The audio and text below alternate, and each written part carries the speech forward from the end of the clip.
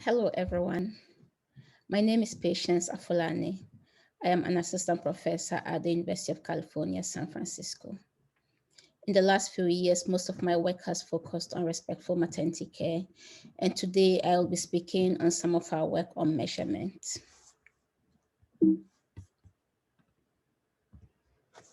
So for today's presentation, I will do a quick overview of measurement of RMC, but focus most of the time on how we have applied one of those measures, which we call the person-centered maternity care scale, in both research and program implementation. I will then end by highlighting some work we did to facilitate measurement of RMC for routine monitoring. So that this webinar is focused on RMC highlights how far we have come in realizing the importance of women's experiences during childbirth. We recognize that there are many health benefits to RMC, but beyond that, we recognize that it is a right and it is what women want. Hence, we need to ensure it. Research on women's experiences prior to 2015 was mostly qualitative, which was important for highlighting the problem, but limited in assessing the extent of the problem. The few quantitative studies focused on disrespect and abuse, which was operationalized in different ways, limiting comparison across studies. The lack of validated measurement tools was highlighted in a systematic review, which identified about 36 instruments globally for measuring different aspects of women's childbirth experiences, of which they assessed 7 had good psychometric properties. 3 of these tools were broad measures of women's experiences, but none had been validated in low and middle income settings. Since then, there has been an increase in the number of quantitative studies on women's experiences of care. A more recent scoping review found over 170 quantitative studies with 157 unique instruments. About half were said to be validated. Most of these, however, they noted were for intrapartum care with gaps in experience of care measures for abortion, antenatal, postnatal, and newborn care.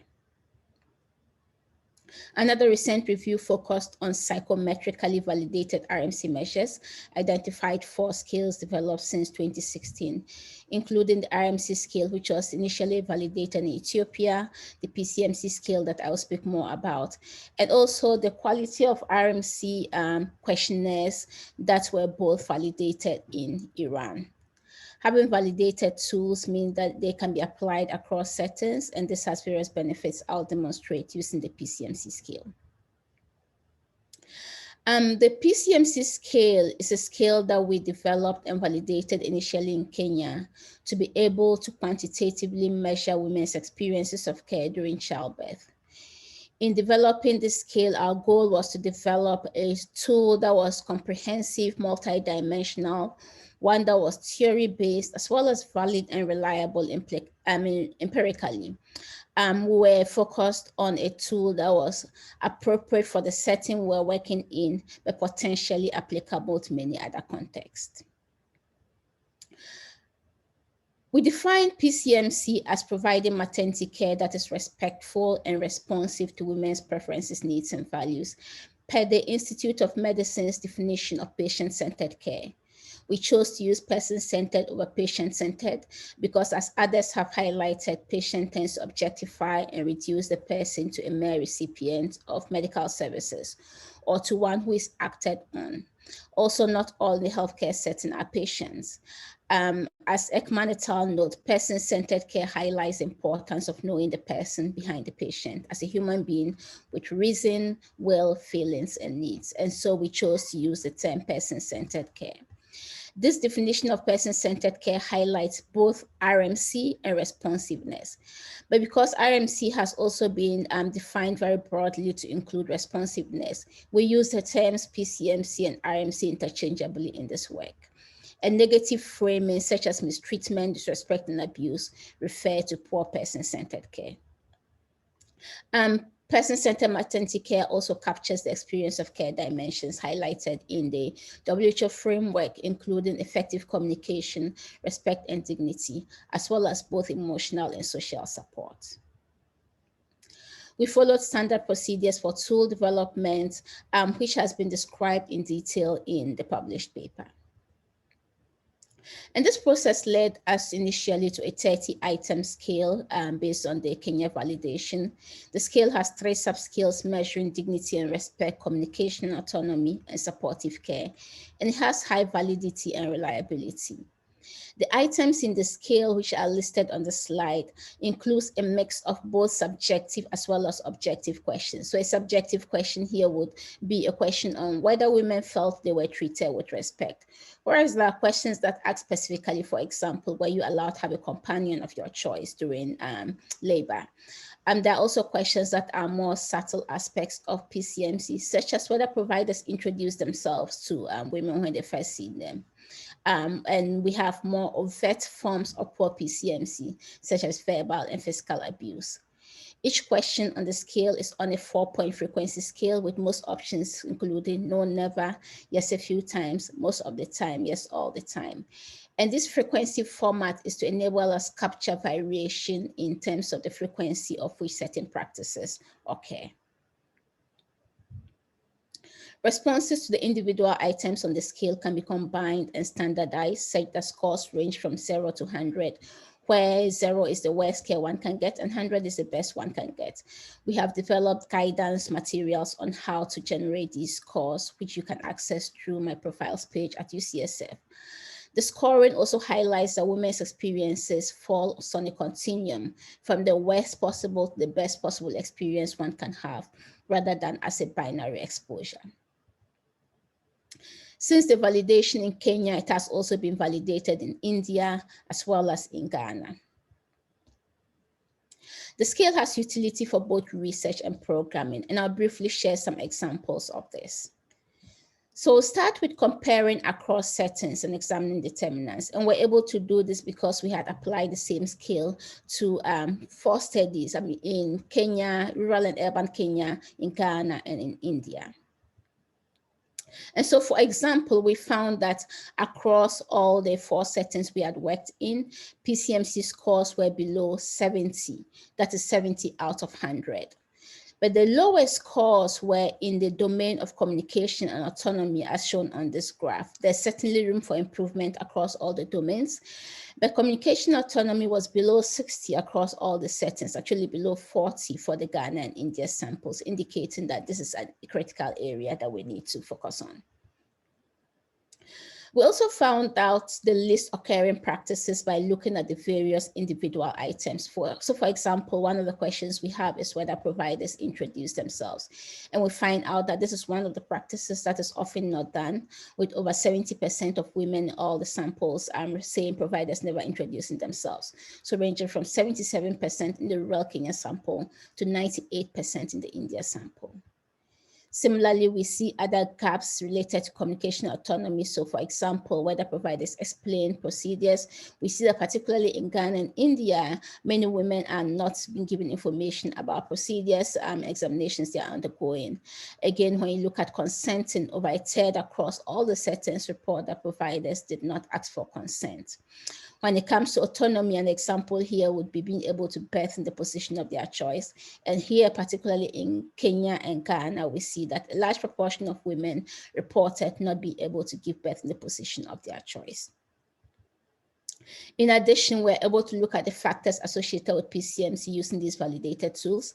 And one of the things we find across the settings is that women who give birth in lower level health facilities, such as the health centers, tend to report better experiences than those who give birth in the higher level facilities like the district and sub-county, county, sub-county hospitals.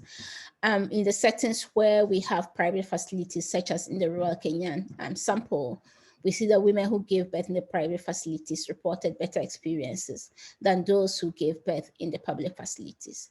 We also see some differences in wealth, especially we saw this in the rural Kenya and India sample, where the wealthier women tend to report better experiences. Another use of the scale is for needs assessments to identify areas that we should focus on for improvement, as well as evaluation of the interventions. So for example, as part of the SPARK project led by Dominic Montego here at UCSF, they used the PCMC scale to identify the area to target for quality improvement, looking at the distributions of the individual items, and then use the scale for the evaluation to show that their quality improvement package led to changes in PCMC.